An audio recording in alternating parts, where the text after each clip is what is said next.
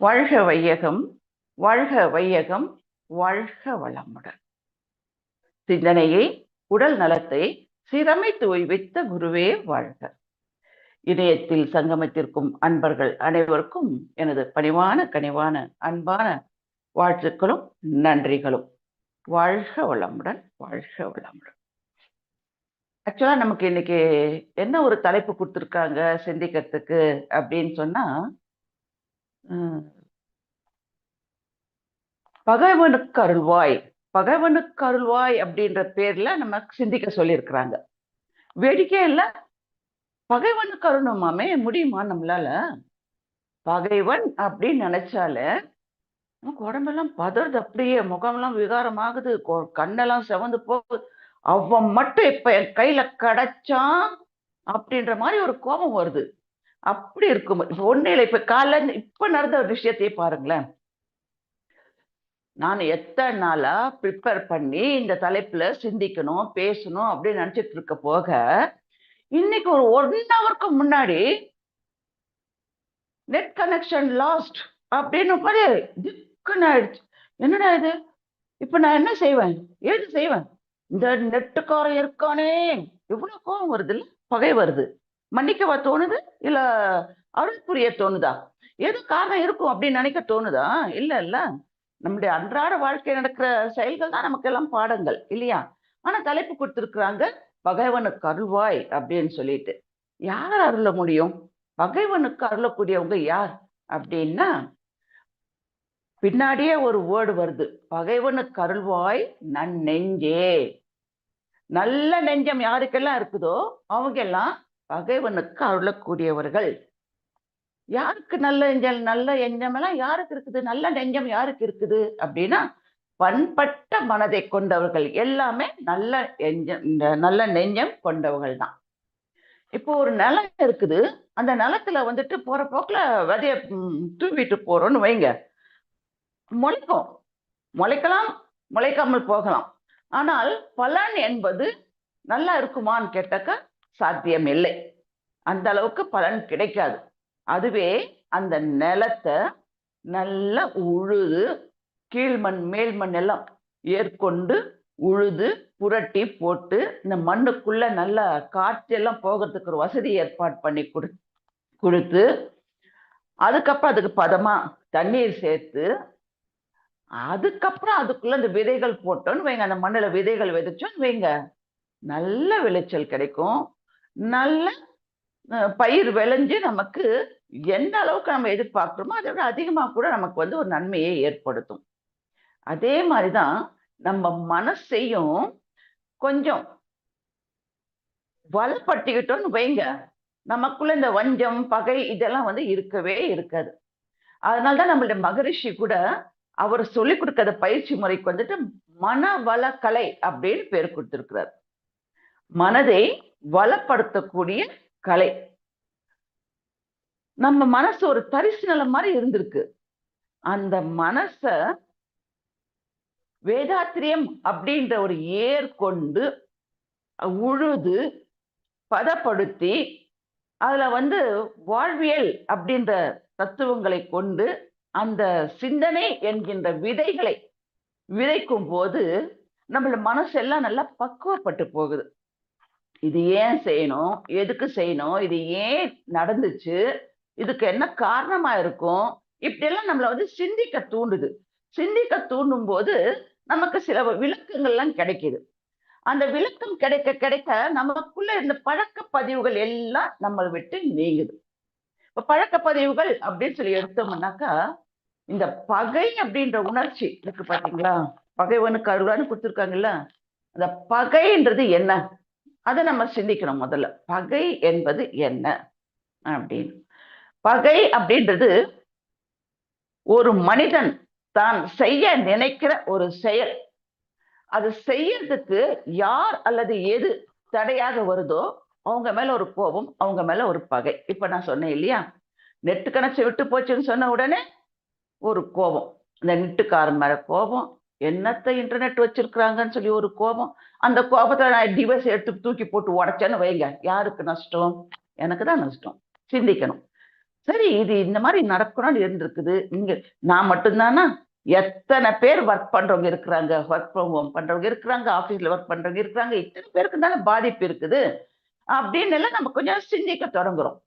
அப்படி பார்க்கும்போது ஒரு செயலை செய்ய நினைக்கும் போது அதுக்கு எது அல்லது யார் தடையாக வர்றாங்களோ அவங்க வந்து பகை பகை அவங்க மேல பகை உணர்ச்சி வருது.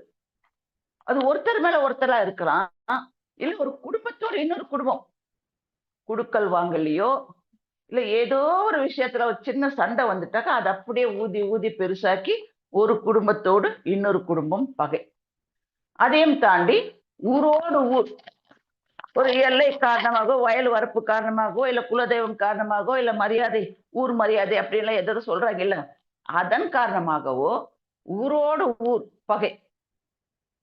அந்த ஊர்க்காரன் இந்த ஊர்ல பொண்ணு எடுக்க கூடாது, இந்த ஊர்க்காரன் அந்த ஊருக்கு எந்த சம்பந்தமும் வச்சுக்க கூடாது, தண்ணி கூட கொடுக்க கூடாது, யாரும் பேசக்கூடாது, இப்படி ஊரோடு ஊர் பகை.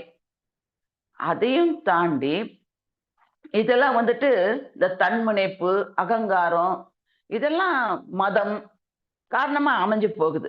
அதையும் தாண்டி எல்லை எல்லைகளை அடிப்படையாக வச்சுட்டு நடக்குது பாருங்க.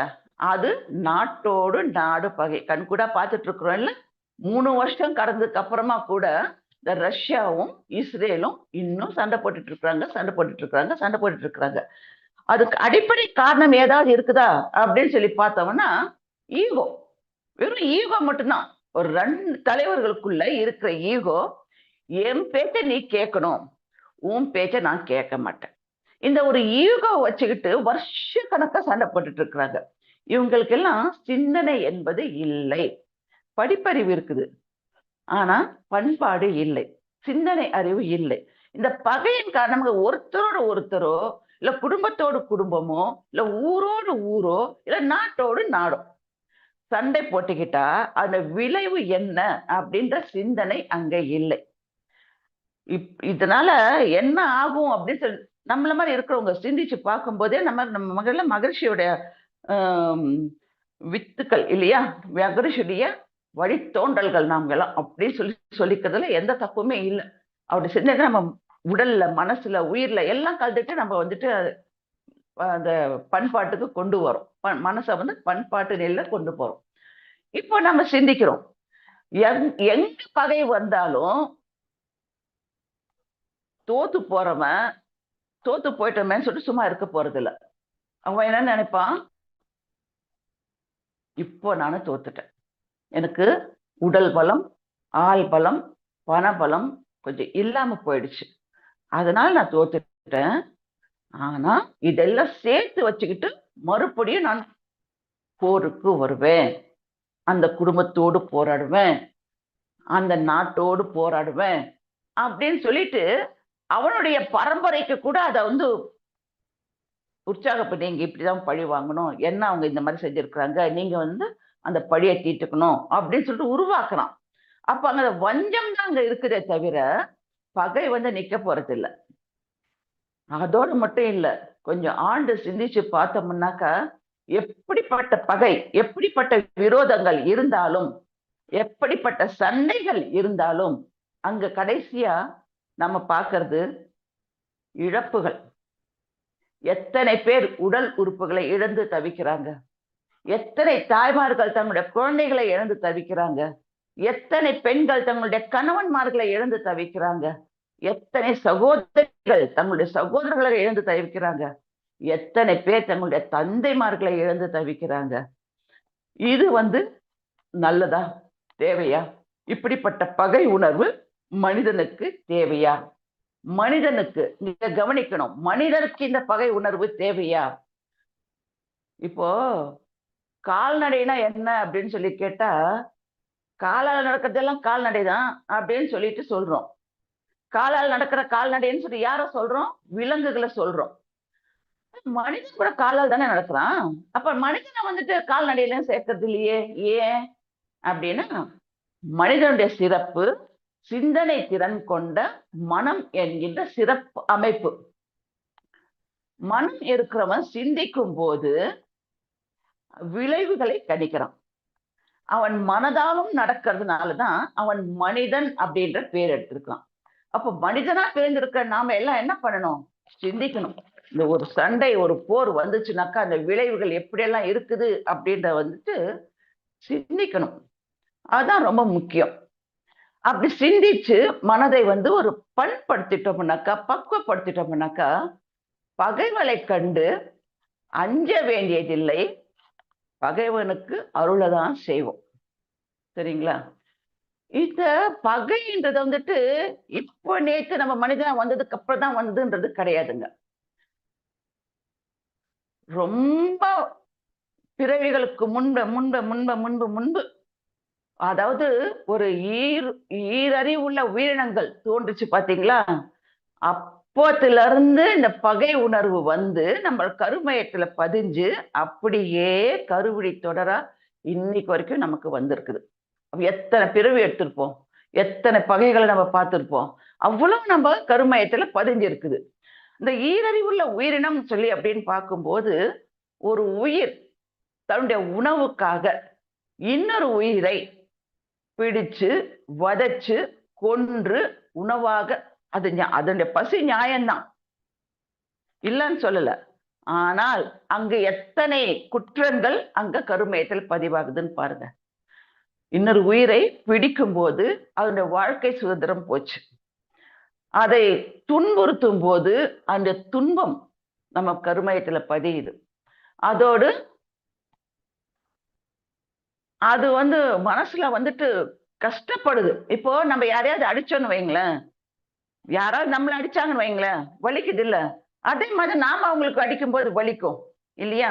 அந்த மாதிரிதான் ஒரு உயிர் இன்னொரு உயிரை பிடிச்சு உணவுக்காகவே உட்கொண்டாலும் கூட அந்த வாழ்க்கை சுதந்திரம் போச்சு, துன்பப்படுது. கொலை கொலை அங்க கொலை என்கின்ற குற்றம் அங்க வருது, வதைத்தல் அப்படின்ற துன்பம் கொடுக்கிற குற்றம் ஒண்ணு வருது. இத்தனையும் நம்மட கருமையத்துல பதிஞ்சு போச்சு. எப்போ? ஈரறிவு உள்ள உயிரினமாக இருக்கும் போதே. அது மட்டும் இல்ல, இப்ப இந்த பிடிப்பட்ட உயிரினம் இருக்கு பாத்தீங்களா? அந்த பிடிப்பட்ட உயிரினம் ஏங்குது, வஞ்சம் வச்சுக்குது மனசுல. இன்னைக்கு நான் உன்கிட்ட மாட்டிக்கிட்டேன், நான் இன்னைக்கு இயலாமை, என்னுடைய இயலாமை, என்னால தப்பிச்சு ஓட முடியல. ஆனால் என்னைக்காவது ஒரு நாள் நான் உன் பகையை தீர்த்து கொள்வேன். அதுவும் நம்ம கருமையத்துல பதியுது. இந்த உயிரினமா இருக்கும்போது இப்படி பதியுது, அந்த உயிரினமா இருக்கும்போது அப்படி பதியுது. அது மட்டும் இல்ல, ஒரு உயிரினம் உணவுக்காக இன்னொரு உயிரை தேடி பிடிச்சு துரத்திக்கிட்டே போகும்போது அந்த ஓடிக்கிட்டு இருக்கு பாருங்க, தப்பிச்சு ஓடிக்கிட்டு இருக்கு பாருங்க, அது உயிர் பயத்துல வேகமா ஓடி எங்கேயோ மறைஞ்சு போச்சு. நம்ம பாக்குறோம்ல, மிக்கி மவுஸ்ல எல்லாம் பார்ப்போம் பாருங்க. எப்ப பார்த்தாலும் இது வந்து துரத்திக்கிட்டே இருக்கும், அது வந்து ஓடிக்கிட்டே இருக்கும், சந்துல போடும், பொந்துல போகும். சரி, இது விட்டுட்டு பேசாம உட்கார்ந்து அது மறுபடியும் வந்து சீண்டும். அந்த மாதிரி நம்மளுடைய வாழ்க்கையும் அப்படிதான் வந்திருக்குது. அப்ப இந்த உயிரினை தப்பிச்சு ஓடிடுச்சு. தப்பிச்சு ஓடிட்ட உடனே இப்போ இங்க ஏமாந்து போய் நிக்குது பாருங்க, உணவுக்காக பிடிக்க வந்த உயிரினம். அது மனசுல நினைக்குது, இன்னைக்கு நான் தப்பிச்சு போயிட்டேன், உன்னை நான் விட மாட்டேன், இன்னொரு நாள் கண்டிப்பாக உன்னை பிடிப்பேன், கொல்லுவேன், தின்னுவேன். இப்ப இதெல்லாம் கூட நம்ம கருமையத்துல பதிஞ்சு போச்சு. இப்படி பல குற்றங்கள் பகை உணர்வு காரணமாக நம்மளுடைய கருமையத்துல பதிஞ்சு பதிஞ்சு பதிஞ்சு பதிஞ்சு அது ஒவ்வொரு பிறவியா எடுக்கும் போதும் நமக்குள்ள இருந்து இருந்து இருந்து இருந்து வளர்ந்துகிட்டே வந்திருக்கு. அதனால்தான் இந்த பிறவிலேயே நமக்கு வந்துட்டு அடுத்தவங்களை பார்க்கும்போது நம்மள எண்ணம் செயலாகாமல் போகும்போது கோபம் வருது, பகை உணர்வு வருது. ஆனா இந்த பிறவில நாம செஞ்ச பாக்கியமோ இல்ல நம்ம முன்னோர்கள் செஞ்ச பாக்கியமோ, மகரிஷி மாதிரியான ஒரு குருவை நம்ம அடைஞ்சிருக்கிறோம். அப்ப நம்ம இதை சிந்திச்சு பார்க்கணும். இல்ல, இது வந்து தவறு, நம்ம செய்யக்கூடாது அப்படின்னு சொல்லிட்டு நம்ம சிந்திக்க தொடங்குவோம். அப்படி இருக்கும்போது இந்த பகை உணர்வை வளர்த்து கொள்வது என்பது சரியான மார்க்கம் இல்லை. சிந்தித்து அதனை சீர்திருத்தத்திற்கு நாம கொண்டு வரணும். இன்னொரு காரணம் கூட சொல்றாங்க சயின்டிஸ்ட். அவங்க சொல்றாங்க, என்ன சொல்றாங்கன்னா, ஒருத்தன் நம்ம கிட்ட பகைமை பாராட்டுறான், அதாவது எரிஞ்சு எரிஞ்சு விடுறான்னு வைங்களேன், நம்ம எதுவுமே செய்யல. நம்ம சும்மா தான் அவன் முன்னாடி போய் நிக்கிறோம். ஒரு கோவ பார்வை, ஒரு எரிச்சலு, ஒரு வடுக்குன்னு ஏதாவது பேசுறது, இந்த மாதிரி செய்ய நம்மள கோபம் முட்டுறான்னு வைங்களேன், அதுக்கு என்ன காரணமா இருக்கும்? நம்ம கர்மத்துல அந்த பதிவு இருந்துச்சா இல்லையா நமக்கு தெரியாது. நாங்க என்னைக்கோ யாருக்கோ செஞ்சது அவன் மூலமா நம்ம கிட்ட வந்து விழியுது அப்படின்ற ஒரு ரீசன் இருந்தாலும், அது இல்லாமயே கூட நம்ம கருமையத்துல அந்த பதிவு இல்லாமல் இருந்தாலும் கூட, ஒருத்தன் வந்து நம்ம கிட்ட பகைமை பாராட்டுறான், கோபம் முட்டுறான் அப்படின்னு சொன்னாக்கா, சயின்டிஃபிக் பிரகாரம் ஒரு காரணம் என்ன சொல்றாங்கன்னாக்கா, அவனுடைய கல்லீரல்ல பாதிப்பு இருக்கும். அவனுடைய தவறான செயல்கள் மூலமா தான் அவன் வந்து கல்லீரல்ல பாதிப்பை ஏற்படுத்திட்டு இருக்கிறான். அது அவன் பிரச்சனை. அந்த கல்லீரல் பாதிப்பு வந்ததால, அவனுக்குள்ள எப்பவும் ஒரு எரிச்சல், ஒரு கோபம், யார பார்த்தாலும் ஒரு பகை உணர்ச்சி, ஒரு சந்தோஷம்ன்றதே இல்ல. யாரையும் அரவணைச்சுட்டு போகக்கூடிய தன்மையும் அவன்கிட்ட இல்ல. எ எல்லாரையும் சும்மா இருக்கிறவங்களையும் கோபமுற்ற அளவுக்கு அவன் வந்துட்டு அப்படி ஒரு பிறவியா இருக்கிறான். இப்ப நம்ம யோசிக்கலாம். ஒருத்தங்க நம்ம மேல கோவப்படும்போது, நம்முடைய கருமைய பதிவின் காரணமாக அவன் நம்மள கோச்சுக்கிறானா? இல்ல அவனுடைய கல்லீரல் பாதிப்பு காரணமாக நம்மள கோச்சுக்கிறானா? நமக்கு தெரியாது. நமக்கு தெரியாது. ஆனா, நம்முடைய கருமைய பதிவின் காரணமாக அவன் நம்ம மேல கோவப்பட்டிருந்தா, என்னுடைய வினைப்பதிவு ஒண்ணு அவன் மூலமாக கழிந்து விட்டது. அதனால என் வினைப்பதிவு ஒண்ணு கழிய காரணமாக இருந்த நீ வாழ்க வளமுடன், நன்றி அப்படின்னு சொல்லிட்டு வாழ்த்திக்கலாம், மன்னிச்சிடலாம். ஒருவேளை அவனுடைய பிரச்சனை காரணமாக நமக்கு வந்து நம்ம கிட்ட பகைவை பாராட்டுறான் அப்படின்னு சொன்னாக்கா, நம்ம பரிதாபம் தான் பட வேண்டியும் இல்லையா? ஐயோ பாவம்! இப்படி உடம்பு சரியில்லாம இருந்துட்டு இப்படி கஷ்டப்படுறானே! அவன் நல்லாகட்டும், அவன் குணமாகட்டும், அவன் பரிபூரணமா குணமடைந்து அவனுடைய மனசு பக்குவப்படட்டும் அப்படின்னு சொல்லிட்டு நம்ம அப்பவும் நம்ம மன்னிக்கவோ, வாழ்த்தவோ தான் முடியும். அப்போ நம்முடைய சிந்தனைய வச்சு பார்க்கும்போது, யார் நம்ம கிட்ட ஒரு கோவப்பட்டாலும், பகைமை பாராட்டினாலும், அவங்களை நாம வந்துட்டு மன்னிக்கணுமே தவிர, அருள் செய்ய தான் வேணுமே தவிர, அவங்களை நாம மேலும் மேலும் பகைச்சுக்கிட்டு, நம்முடைய கருமையத்திலயும் வினைப்பதிவுகளை ஜாஸ்தி பண்ணிக்கிட்டே போகக்கூடாது. அவன கோச்சுக்கிட்டாலும் அதுவும் அவன் துன்பப்படும்போது நமக்கு அது துன்பம் தானே! இன்னொரு பதிவு ஒண்ணு கூட சேரும். இல்லையா? முடிஞ்சவரை நம்முடைய கருமையத்த வந்து பதிவுகள் எல்லாம் நீக்கிட்டு, நம்ம ஒரு சுத்தமா போய் இறைநிலையோடு சேரணுன்றது தானே நம்முடைய வாழ்வியல் நோக்கமே! அப்படி இருக்கும்போது நம்ம மேல, மேல, மேல, மேல பதிவுகள சேர்த்துக்கிட்டே இருந்தோம்னாக்கா, நம்ம எப்பதான் வந்துட்டு போய் இறைநிலையை அடையறது? மறுபடியும், மறுபடியும், மறுபடியும் பிறந்துட்டே இருக்கணும். இல்லையா? எல்லாம் சரி. ஆமாமா, நீங்க இவ்ளோ சொல்றீங்க. ஆனால், ஒரு சூழ்நிலை வந்து அமையும்போது, இத நம்மளால வெளிப்படுத்த முடியுமா? அமைதியா போக முடியுமா? நாம செஞ்ச குற்றமோ, ஏதோ பிறவில செஞ்ச குற்றமோ, இல்ல அவன் குற்றமோ, நம்ம முன்னாடி வந்து ஒரு பெரிய ஒரு துன்பத்தை ஒருத்தன் குடுத்துட்டான்னு வைங்க, அவன மன்னிக்கிற அளவுக்கு நம்மளால முடியுமா? என்னதான் வேதாத்திரியம் படிச்சிருந்தாலும், சற்று அந்த கோபம் தானே தலை தூக்குது. பக்குவப்பட முடியுமா? அப்படின்னு சொல்லிட்டு ஒரு கேள்வி நீங்க நீங்க செய்வீங்களா அந்த மாரி? இவ்வளவு சொல்றீங்களே, உங்களால அப்படி இருக்க முடியுமா? அப்படின்னு சொல்லி ஒரு கேள்வி கேட்கலாம். கேட்கணும். நம்மளுடைய வாழ்க்கையில நடக்கிற அன்றாட நிகழ்வுகள் தான் நமக்கு பாடம். கொஞ்ச நேரத்துக்கு முன்னாடி சொன்ன மாரி. இன்டர்நெட் மேல நான் கோவிச்சுக்க முடியாது. சரி போட்டோம். இன்டர்நெட்டாவது கண்ணுக்கு தெரியல. கண்ணு முன்னாடி ஒருத்தன் எனக்கு துன்பம் குடுக்குறான். அப்ப என்னால மன்னிக்க முடியுமா? அத நான் ஏத்துக்க முடியுமா? அக்செப்ட் பண்ணிக்க முடியுமா? ஏதோ காரணத்தினால தான் அவன் வந்து எனக்கு துன்பம் குடுக்குறான் அப்படின்னு சொல்லிட்டு சமாதானமா என்னால போக முடியுமா? அப்படின்றது நமக்கு வாழ்க்கையில நடக்கிற நிகழ்வுகள் தான் நமக்கு இதெல்லாம் சிந்திக்க வைக்குது. இப்போ என்னுடைய வாழ்க்கையில் நடந்த ஒரு நிகழ்ச்சிய நான் உங்களுக்கு சொல்றேன். இது நிச்சயமா வந்து நீங்க கண்டிப்பா இத நீங்க நல்லா புரிஞ்சுக்கணும். என் மேல சிம்பத்தி வரணுன்றதுக்காகவோ, என்னை பாராட்டணுன்றதுக்காகவோ நான் இந்த நிகழ்ச்சிய நான் சொல்லல. இந்த நிகழ்ச்சியின் மூலமாக ஒரு கருத்தை நாம வந்துட்டு யோசிக்கிறோம். அப்படியா? இது நம்மளால முடியுமா? சாத்தியப்படுமா? சாத்தியப்படும் போல இருக்குதே! அப்படின்ற ஒரு நிலைக்கு வரணும். அதுக்காக இந்த நிகழ்ச்சிய நான் சொல்றேன். அத மனசுல வச்சுக்கோங்க. இப்போ ஒரு 6, 7 மாசத்துக்கு முன்னாடி என்ற கணவர் வந்துட்டு பெட் ரிட்டன் ஆயிட்டாரு. படுத்த படுக்கை ஆயிட்டார். இப்ப நானும் கூட ஓரளவுக்கு ஆரோக்கியமா இருக்கிறேன் தவிர ஃபுல்லா ஆரோக்கியம் வயசும் இருக்கு இல்லையா? அதனால அவருக்கு முழுக்க முழுக்க அவரை தூக்கி உட்கார வைக்கிறதோ, இல்ல கொண்டு போய் குளிப்பாட்டுறதோ, இதெல்லாம் என்னாலயும் முடியாம போயிடுச்சு. சரிங்களா? அப்ப என்ன பண்ணோம்? சரி அதுக்குன்னு சொல்லிட்டு சில வசதிகள் இருக்கு இல்லையா? அப்படின்னு சொல்லிட்டு ஒரு ஏஜென்சி மூலமா ஒரு பையனை ஏற்பாடு பண்ணோம். சின்ன வயசு பையன்.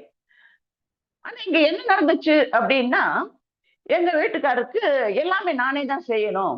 அப்படின்னு அந்த பையன கிட்டவே வர விட மாட்டார். நெருங்க வர விட மாட்டார். "நீ செய், நீ செய், நீ செய்" அப்படின்னும்போது, எனக்கும் கொஞ்சம் சங்கடமா தானே இருக்கும். அந்த பையன சரி அவன் போயிடக்கூடாதுன்றதுக்காக அளவுக்கு அதிகமாவே நானு கொஞ்சம் அன்பு பாராட்டி, அவனுக்கு வேண்டிய வசதி எல்லாம் செஞ்சு குடுத்து, சொல்லப்போனா பணம் கட்டி அவன வீட்டுக்கு வரவழைச்சுட்டு, அவனையும் பார்த்துக்கிட்டு, எங்க வீட்டுக்காரையும் பார்த்துக்கிற மாரி ஒரு நிலைமை வந்துருச்சுன்னு வைங்க. இப்போ அந்த பையன் சொல்றான், "அம்மா, நீங்க இப்படியே செஞ்சுட்டு இருக்கிறதுனால தான் ஐயா வந்து என்ன கிட்ட நெருங்க விட மாட்டேங்கிறாரு. நீங்க கொஞ்சம் அப்படி இப்படி வெளில போனீங்கன்னா, நான் வேற வழி இல்ல. நான் தான் செஞ்சாகணும்." அப்படின்ற ஒரு நிலைமை வரும்போது, அவர வந்து என்ன கிட்ட வர விடுவாரு. "நீங்க கொஞ்சம் போங்கம்மா வெளியில. நீங்க கொஞ்சம் போங்கம்மா வெளியில." அப்படின்னு சொல்லிட்டே இருந்தான். அப்ப நமக்குள்ளயே ஒரு டெம்ப்டிங் வருதுல்ல. "இவ்ளோ கஷ்டப்படுறோமே, ஒரு நாள் கொஞ்சம் அப்படி வெளில தான் போயிட்டு வந்தா என்ன?" அப்படின்னு சொல்லிட்டு ஒரே ஒரு நாள் தான் வெளியில போனேன். ஒரே ஒரே நாள் தான் வெளில போனேன். அடுத்த நாள் காலையில வீட்டுக்குள்ள வந்து பார்க்குறேன். வீடெல்லாம் ஜகஜோதியா லைட் எரிஞ்சிட்டு இருக்குது. எல்லா ஃபேனும் சுத்திட்டு இருக்குது. ஒரு பக்கம் பார்த்தா எங்க வீட்டுக்காரர் சுயநினைவே இல்லாம விழுந்து கிடக்குறாரு. அப்படி போய் பார்த்தா நான் பூட்டிட்டு போன என்னுடைய ரூம் கதவுக்கெல்லாம் உடைக்கப்பட்டு இருக்குது. உள்ள போனாக்கா கபோர்டு உடைக்கப்பட்டு இருக்குது. லாக்கர் உடைக்கப்பட்டு இருக்குது. அத்தனை நகை, பணம் எல்லாத்தையும் சுட்டிட்டு போயிட்டான் அவன். ஆச்சுங்களா? என்ன நிலைமைன்னா, நான் போலீஸ் ஸ்டேஷன் போய் கம்ப்ளைண்ட் பண்றதுக்கு ஆட்டோக்கு போறதுக்கு கூட ஒரு ரூபாய் என்கிட்ட இல்ல. அப்படி நிக்கிறேன் நான். ஆச்சுங்களா? இவரா நினைவில்லாம கிடக்குறாரு. அவர் எழுந்துக்கிறதுக்கே 3 நாள் ஆச்சு. 3 நாள் ஆனதுக்கு அப்புறம் என்ன சொல்றது, எழுந்த உடனே அந்த ரூம முழிச்சு முழிச்சு பார்க்குறேன். அவன் உள்ள இருக்கானா?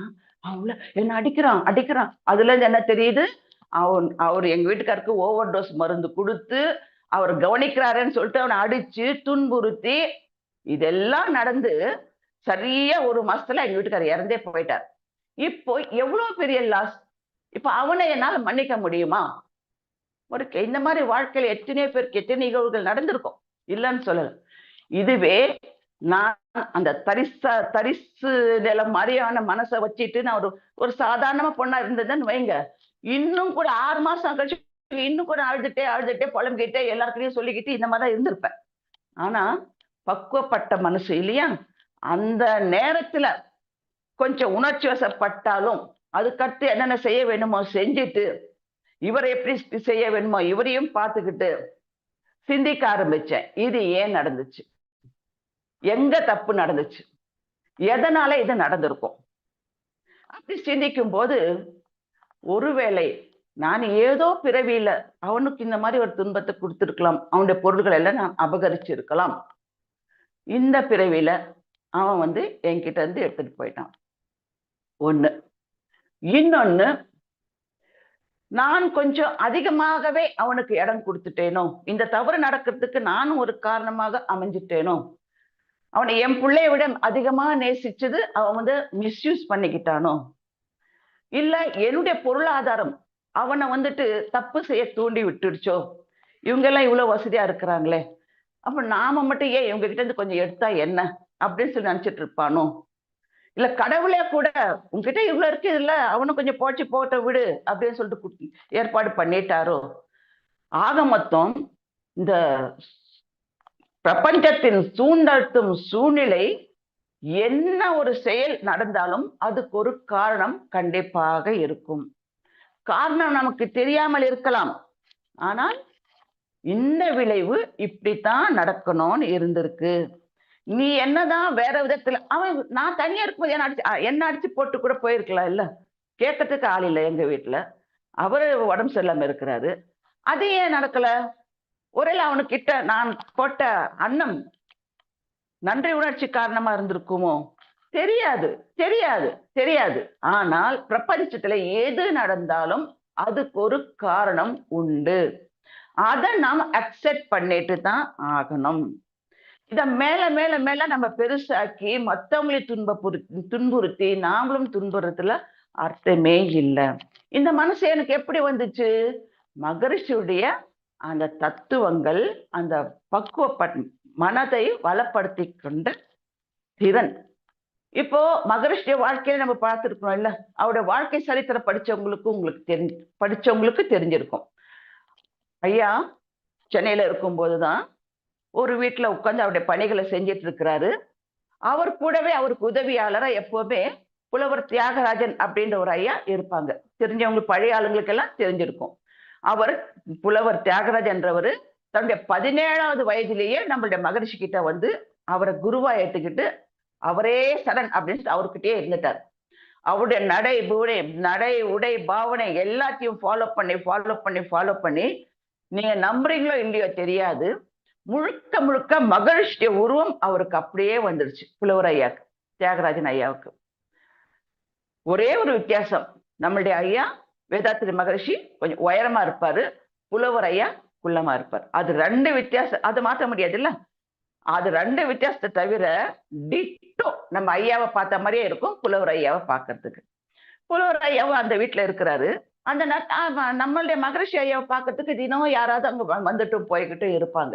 இப்படி வந்துட்டு போய்கிட்டு இருக்கும்போது ஒரு திருடன் என்ன பண்றான், வந்து மகரிஷி ஐயாவுடைய பக்கத்துல ஒரு ஜன்னல் இருக்குது.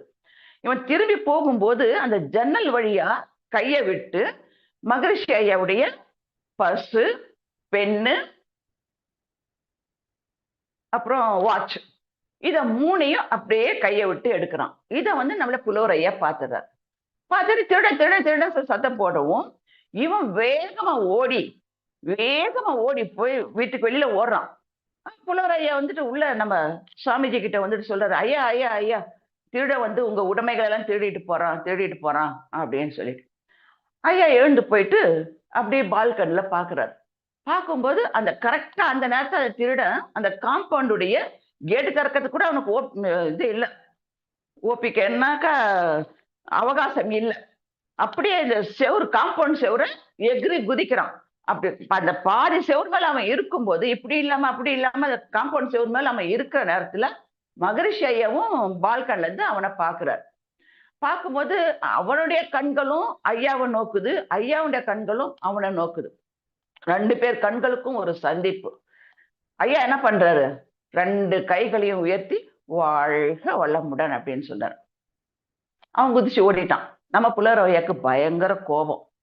உங்க உடைமைகள் எல்லாம் திருடிட்டு போறான் அப்படின்னு சொல்றேன், நீங்க வந்துட்டு ஆனா வாழ்க வளமுடன் சொல்லிட்டு வாழ்த்துறீங்க, இது நல்லா இருக்கா அப்படின்னு சொல்லி புலவரே நம்மளுடைய ஐயா அமைதியா சிரிச்சுக்கிட்டு அவருடைய ரூமுக்கு போயிடுறாரு.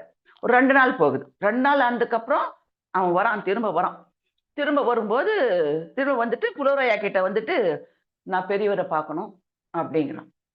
இவனை பார்த்தது இவருக்கு சரியான கடுப்பு. வா வா வா, நீ எப்போ ஒருவன் தான் பார்த்துட்டு இருக்கிறேன், வா அப்படின்னு சொல்லிட்டு மகரிஷி ஐயா கிட்ட போய் சொல்றாரு. ஐயா அவன் வந்திருக்கான், மறுபடியும் வந்திருக்கான், அவனை விடாதீங்க, நல்லா கேளுங்க, அவன் கிட்ட இருக்கிறதெல்லாம் வாங்கிக்கோங்க அப்படின்னு சொல்லிட்டு சத்தம் போடுறேன். சரி நீ வர சொல்லு ஐயா சொல்றேன்.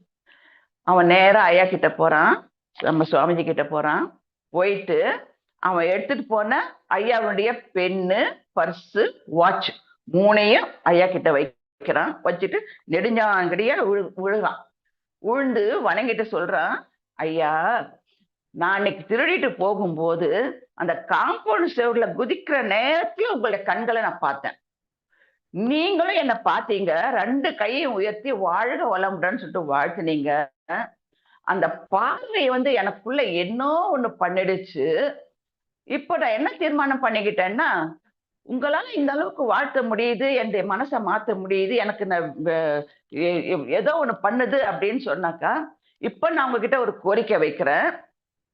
நீங்க வந்து எங்க கூட்டம், எந்த கூட்டம், திருட்டு கும்பல்னு சொல்லுவாங்கல்ல, அந்த திருடர்கள் கூட்டம், எங்க கூட்டத்தை நீங்க வாழ்க வளமுடன் வாழ்த்தணும்.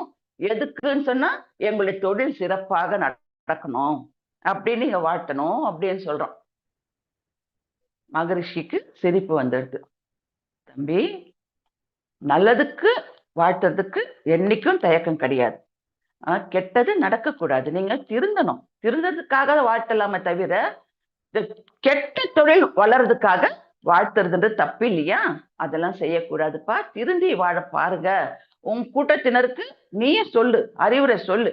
சொல்லி திருந்தி வாழறதுக்கு பாருங்க அப்படின்னு சொல்லிட்டு, புலவர் ஐயா கிட்ட இருந்து ஒரு ₹10 வாங்கி, இந்தா இதுக்கும் செலவுக்கு வச்சுக்கோ அப்படின்னு சொல்லிட்டு குடுத்து அனுப்புறார்.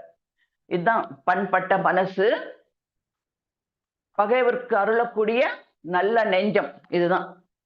ஆச்சுங்களா? நாம நாடிகையில எல்லாம் கூட சின்ன வயசுல படிக்கும்போது பார்த்திருக்கோம் இல்ல? ஒரு சர்ச்சுல வந்துட்டு ஒரு ஃபாதர் வந்துட்டு ஜெபம் பண்ணிட்டே இருப்பார். அவருக்கு முன்னாடி வந்து 2 வெள்ளி கேண்டில் ஸ்டாண்ட் 2 இருக்கும். அதுல கேண்டில் எரிஞ்சுகிட்டே இருக்கும். அந்த நேரத்துல ஒருத்தன் வரான். வந்துட்டு பார்க்க அந்த வெள்ளி ஸ்டாண்ட் பார்த்தோன்னே அவனுடைய ஏழ்மை ஏழ்மை நிலை அதான் அவனை தூண்டி விடுதுன்னு சொல்லணும் இல்லையா? பார்க்கறான். வெள்ளி விளக்கு இருக்குதே! இது 2ல 1 நம்ம எடுத்துட்டு போனா என்ன? அப்படின்னு சொல்லி ஃபாதர பார்க்குறான். ஃபாதர் கண்ண மூடிட்டு அவர் பாட்டுல ஜெபமாலைய விட்டுட்டு உட்கார்ந்திருக்கிறார். இவன் என்ன பண்றான்? மெதுவா ஒரே ஒரு விளக்க எடுத்துக்கிட்டு, மெதுவா நடந்து கதவு கிட்ட போறான். வாசல் கிட்ட போறான். அப்போ ஃபாதர் நிதானமா திரும்பி பார்த்து, "தம்பி, இங்க வாப்பா." இவனுக்கு பயம் ஆயிடுச்சு. ஐயோ! நான் திருடினத இவர் பார்த்துட்டார் போல இருக்குதே! இப்ப நான் என்ன செய்வேன்? அப்படின்னு சொல்லிட்டு குடுகுடுன்னு ஓடி போய், "மன்னிச்சிடுங்க சாமி. ஏதோ என் வறுமை காரணமாக நான் இத எடுத்துட்டேன்." அப்படின்னு சொல்லும்போது, ஃபாதர் என்ன சொல்றாரு தெரியுமா? "தம்பி, இது ஜோடியான விளக்கு இல்லையா? ஜோடியான ஸ்டாண்ட் இல்லையா? நீ 1 மட்டும் எடுத்துட்டு போய் என்ன செய்வ? இதையும் எடுத்துக்கோ. 2யும் எடுத்துட்டு போய் நீ பயன்படுத்திக்கோ." இதுதான் வந்துட்டு பகைவனுக்கு அருள்வாய் நன்னெஞ்சே. அருள்றது மட்டும் இல்ல. நீ இது மன்னிக்கிறது, வாழ்த்துறது, இன்னும் நம்மளால அவங்களுக்கு என்ன செய்ய முடியுமோ செய்ய காத்துட்டு இருக்கிறது. அதுதான். சரிங்களா? அதே மாரி நம்மளுடைய ஞான ரிஷி ஐயா இருக்கிறார்ல, அவர் எத்தனை சத்சங்கங்கள்ல சொல்லியிருக்கிறார். ஒரு கட்டத்துல, ஒரு காலத்துல நான் எவ்வளவோ லட்சங்களை இழந்து நின்னேன். பரிதவிச்சு போய் நின்னேன். நண்பர்களை எல்லாம் பகைவர்களா மாத்திக்கிட்டேன். ஆனால் சிந்திச்சேன். சிந்தனை செஞ்சேன். எனக்குள்ள சில உண்மைகள் பிடிபட்டுச்சு. மகர்ஷியுடைய தத்துவங்கள் எனக்குள்ள இருந்த அந்த ஆற்றலை தூண்டி விட்டுடுச்சு. நானு இனி யார்கிட்டயும் பகைமை பாராட்ட மாட்டேன் அப்படின்னு சொல்லிட்டு உறுதி எடுத்துக்கிட்டேன். எனக்கு எல்லாருமே இப்ப வந்து ஃப்ரெண்ட்ஸ் தான். அதே மாதிரி இந்த பணம் போகணும்னு இருந்ததுக்கு ஏதோ காரணம் இருந்திருக்கும். போயிடுச்சு.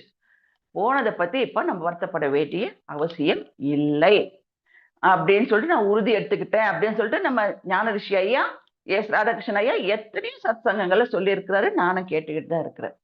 இந்த மாதிரி நமக்கு ஏதோ ஒண்ணு நடந்துச்சுனாக்கா அதுக்கு ஏதோ ஒரு காரணம் கண்டிப்பாக இருக்கும். புராண கதைகள்லாம் இருக்கு பாத்தீங்களா? அந்த புராணங்கள் எல்லாம் கூட நமக்கு வந்துட்டு இந்த மாதிரியான விஷயங்களை தான் சொல்லி கொடுக்குது. அந்த புராண கதைகளை சொல்லி கொடுக்கறதுக்காக அது மக்களுக்கு புரியணுமேன்றதுக்காக சில கேரக்டர்ஸ்ல உருவாக்குது. சில கேரக்டர்ஸ்ல உருவாக்கி அவர் சில செயல்களை வந்து உருவாக்கி ஒரு கதைகள் மூலமா இதை வந்து கொண்டு வந்து கொடுக்குறாங்க. நாம என்ன செய்யறோம்? அந்த கேரக்டர்ஸ மனசுல வச்சுக்கிறோம். அவங்க செய்யற செயல்களை மனசுல வச்சுக்கிறோம். ஆனா அந்த கருத்து எதுக்காக சொல்லப்பட்டது, அந்த உள் கருத்து என்னன்றதை மட்டும் நம்ம காத்துல விட்டுட்டோம். நமக்கு சொல்லி கொடுத்தவங்களும் சொல்லல. இந்த ஒரு நிகழ்ச்சினாக்கா அதை வருஷம் வருஷம் செஞ்சு வர கொண்டாடுறோம். சொல்லிடுறேனே என்ன அப்படின்னு சொன்னாக்கா, இப்ப சமீபத்துல நம்ம வந்துட்டு கண்ணன் முருக கடவுள் வந்துட்டு சூரசம்ஹாரம் செஞ்ச நிகழ்ச்சியை நம்ம பார்த்தோம் இல்லையா? டிவியில பார்த்தோம், நேர்ல போய் பார்த்தோம். இது வருஷம் நடக்கிறது தான். இது உள்ள எதுக்காக சொல்லப்பட்டதுன்னு தெரிஞ்சதுன்னாக்கா அங்க கூட்டமே இருக்காது. ஆனா நம்ம தான் கருத்துக்களையும் மனசுல வச்சுக்கிறது இல்லையே. வருஷம் போயிட்டு பாக்குறது. இந்த கதையில நமக்கு என்ன சொல்லி கொடுத்திருக்கிறாங்க அப்படின்னாக்கா, கண்ணன் என்கின்ற முருக கடவுள் சூரனை சம்ஹாரணம் செய்தான். இங்கதான் கவனிக்கணும். சூரனை வதைக்கவில்லை, சம்ஹாரணம் செய்தான். சம்ஹாரணம் அப்படின்னு சொல்றதுக்கும் வதைக்கிறதுக்கும் வித்தியாசம். வதைக்கிறதுனாக்கா அந்த ஆணவத்தை கொண்டு அவங்களை அப்படியே கொண்டுறது. இது வந்துட்டு சம்ஹாரணம் அப்படின்னாக்கா அவங்களுடைய ஆணவத்தை கொன்னுட்டு தன்னோடு தனக்கு இணையாக இணைச்சுக்கிறது. இப்ப கந்த கடவுள் என்ன பண்றாரு?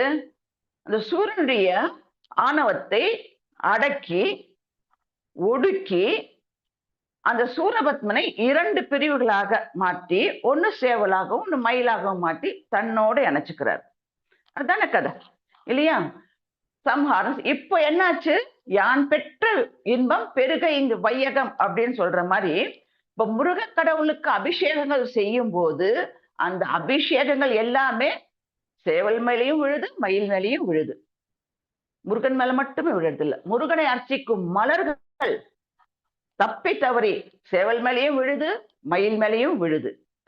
அப்போ கடவுள் தன்னோட முருக கடவுள் அவனுடைய ஆணவத்தை அடிச்சார தவிர தன்னோடு தனக்கு இணையாக சம்ஹாரம் செய்து கொள்கின்றான். இப்ப முருகன்றது யாரு? கந்தன்னக்க என்ன?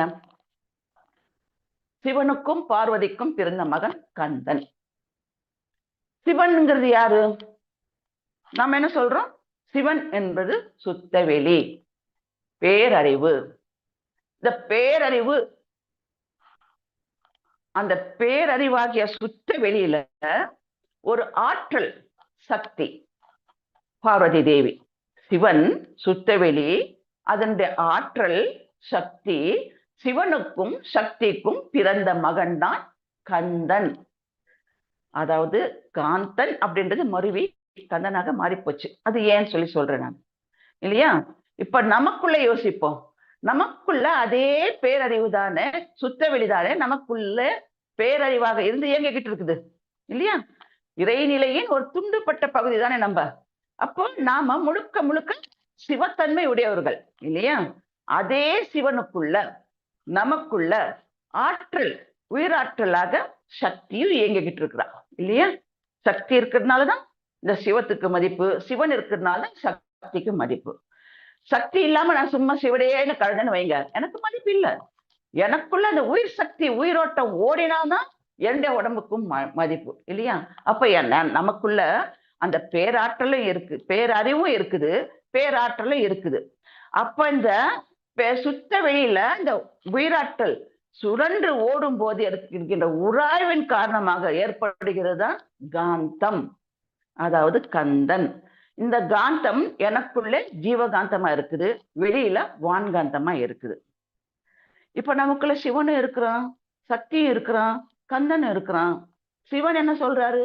அன்பும் கருணை. அறிந்தது சிவம், மலர்ந்தது அன்பு. அன்பும் கருணையும் தான் சிவன். கந்தன் என்ன சொல்றாரு? கருணை. கந்தன் கருணை. கருந்தன் சொன்னாலே கருணை தான். அப்படின் போது இந்த விளக்கங்களை புராண கதைகள் மூலமாக நமக்கு அந்த கந்தனுடைய கருணை வேலாகவும் மயிலாகவும் யார் தன்னை வந்து அழிக்க வந்தாங்களோ, யார் ஆணவத்தோடு மற்றவங்களை அழிச்சானோ அவங்களுடைய அகங்காரத்தை அடக்கி தனக்குள்ளே இணைச்சுக்கிட்டாரு, தனக்கு இணையாக இணைச்சுக்கிட்டாரு. அப்ப நம்ம ஒவ்வொருத்தருக்குள்ளேயும் அதே கந்தன் காந்தமாக நமக்குள்ள இருக்கும்போது நாம எப்படி இருக்கணும்? பகைவனுக்கு அருள முடியுமா? பகைவனுக்கு அஞ்ச முடியுமா? பகைவனுக்கு கண்டு அஞ்ச மாட்டோம், அருளத்தான் செய்வோம். அருளுவோம், மன்னிப்போம், வாழ்த்துவோம், நன்றி உணர்வோடு நடந்து கொள்வோம். மேலும் சொல்ல வேண்டும் என்றால் அவர்களுக்கு நம்பால் இயன்ற உதவியை செய்யக்கூட தயங்க மாட்டோம் அப்படின்னு சொல்லிட்டு, நான் லேட்டா தொடங்கினாலும் என்னை முழுசா பேச விட்டதுக்கு ரொம்ப நன்றி. வாழ்க வளமுடன், வாழ்க வளமுடன். நிறைவு செஞ்சுக்கிறேங்க. வாழ்க வளமுடன்.